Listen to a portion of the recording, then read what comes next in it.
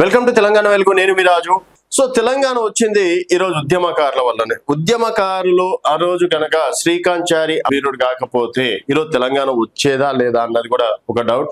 దాదాపుగా 1200 మంది అమరులు అయ్యారు. అలాగే ఉద్యమకారులు దాదాపుగా సకల జనుల సమ్మె కావచ్చు, మిలియన్ మార్చ్ కావచ్చు, వంట వార్పుల కార్యక్రమాలు కావచ్చు, ఈ విధంగా తమ ఉద్యోగాలను కూడా పణంగా పెట్టి బయటికి వచ్చి ఉద్యమాలు చేసి ఈరోజు తెలంగాణ సాధించుకున్నాం. దాదాపుగా 12.5 సంవత్సరాలు కూడా తెలంగాణ వచ్చి మన పాలన మనం చేసుకుంటున్నాం. సరే, బంగారు తెలంగాణ అయిందా, వెండి తెలంగాణ అయిందా పక్కన పెడితే మరి ఉద్యమకారులకి న్యాయం జరిగిందా?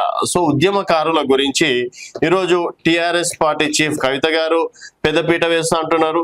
తర్వాత కాంగ్రెస్ పార్టీ మాత్రం కేకే అధ్యక్షతన కమిటీ వేయడం అనేది జరిగింది. సో కేకే చైర్మన్ గా కమిటీ వేశారు. మరో 6 సభ్యులతో ఏర్పాటు తెలంగాణ ఉద్యమకారులను గుర్తించడమే లక్ష్యంగా పనంగా పెట్టుకున్నారు. వారికి సంబంధించి దాదాపుగా 250 గజాల ఫ్లాట్ కావచ్చు, అలాగే ఒక గుర్తింపు కార్డు కావచ్చు, అలాగే వాళ్ళకి సంబంధించి ఎక్కడైనా అవకాశం ఉంటే ఉద్యోగాల కల్పన కూడా ఇస్తామని చెప్పేసి కూడా చెప్పడం అనేది జరిగింది. సో మనకి ఇచ్చినటువంటి అభయహస్తం పాంప్లెంట్ లో అక్కడ కూడా ఉద్యమకారుల పైన ఏమైనా కేసు ఉందా లేదా అని చెప్పేసి కూడా గతంలో అడగడం అనేది కూడా జరిగింది. సో సీఎం రేవంత్ రెడ్డి ఆదేశాల మేరకు తెలంగాణ ఉద్యమంలో పాల్గొన్న ఉద్యమకారులకు గుర్తించి వారి సేవలను త్యాగాలను గౌరవించేందుకు రాష్ట్ర ప్రభుత్వం ఉద్యమకారుల గుర్తింపునకు కేశవరావు చైర్మన్ గా 6 సభ్యులతో ప్రత్యేక కమిటీ ఏర్పాటు చేసింది. సభ్యులు మంత్రి పొన్నం ప్రభాకర్, ఎమ్మెల్సీ ప్రొఫెసర్ కోదండరాం, వారు అప్పుడు జేఏసీ చైర్మన్ ఉంటే ప్రభుత్వ విప్ ఎమ్మెల్సీ అద్దంకి దయాకర్ గారు, అలాగే మాజీ ఎమ్మెల్సీ రాములు నాయక్, కాంగ్రెస్ నేత మోతే శోభన్ రెడ్డి నియమితులయ్యారు.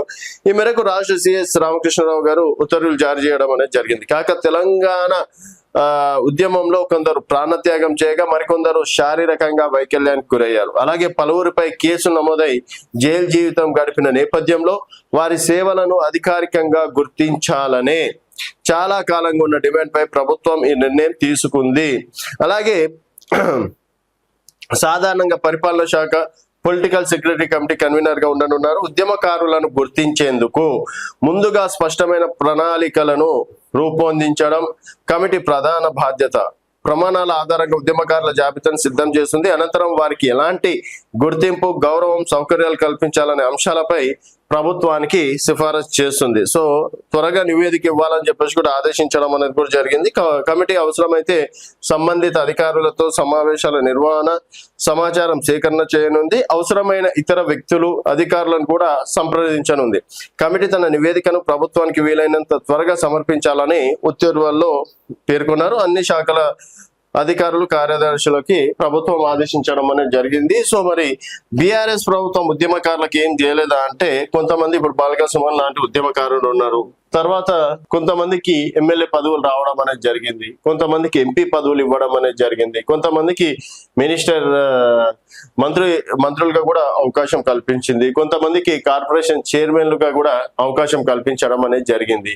సో ఇక్కడ కేవలం నాయకులకే కాదు, కాంగ్రెస్ ప్రభుత్వం ఏం చేస్తుంది, ఉద్యమకారులు ఎవరైతే అంటే తెలంగాణ కోసం ఫైట్ చేశారో, ఇంకా జైలు జీవితం గడిపి వచ్చిన వాళ్ళు ఉన్నారో, ఆ టైంలో అంగవైకల్యం ఉన్న వాళ్ళు ఉన్నారో, ప్రాణాలు కోల్పోయిన వాళ్ళు ఉన్నారో, అట్లాంటి వాళ్ళ కోసం ఈరోజు కేకే అధ్యక్షతన కమిటీ వేయడం అనేది జరిగింది. సో మొత్తానికి మరి ఉద్యమకారులకి ఈ కాంగ్రెస్ హయాంలో అయినా సరే పెద్దపీట వేస్తారా, లేకపోతే ఆ కమిటీలు ఈ కమిటీలతోటి తూతు మంత్రంగా ఒక 5-6 మందిని తీసుకొని పక్కన పెట్టేస్తారా అనేది వేచి చూడాల్సిన విషయం. సో నిజమైన ఉద్యమకారులకి కాంగ్రెస్ ప్రభుత్వంలో న్యాయం జరుగుతుందా? ఉద్యమకారులు ఏమడుగుతున్నారు అంటే, మనం కూడా చాలా మంది ఉద్యమకారులను కలిసినప్పుడు ఫస్ట్ ఆఫ్ ఆల్ మాకు ఒక నియామక పత్రాన్ని ఇవ్వండి, ఒక నియామక పత్రాన్ని ఇస్తే మేము ఆ రోజు తెలంగాణ కోసం ఉద్యమం చేశామని చెప్పేసి రేపన్నా గర్వంగా చెప్పుకుంటాం, నలుగురికి చెప్పుకుంటాం. అది ఇంట్లో ఉన్నప్పుడల్లా, దాన్ని చూసినప్పుడల్లా ఈరోజు తెలంగాణ ఏర్పాట్లో నాది కూడా ఒక భాగం అని చెప్పేసి కూడా గర్వంగా చెప్పుకోవడానికి ఉంటుంది.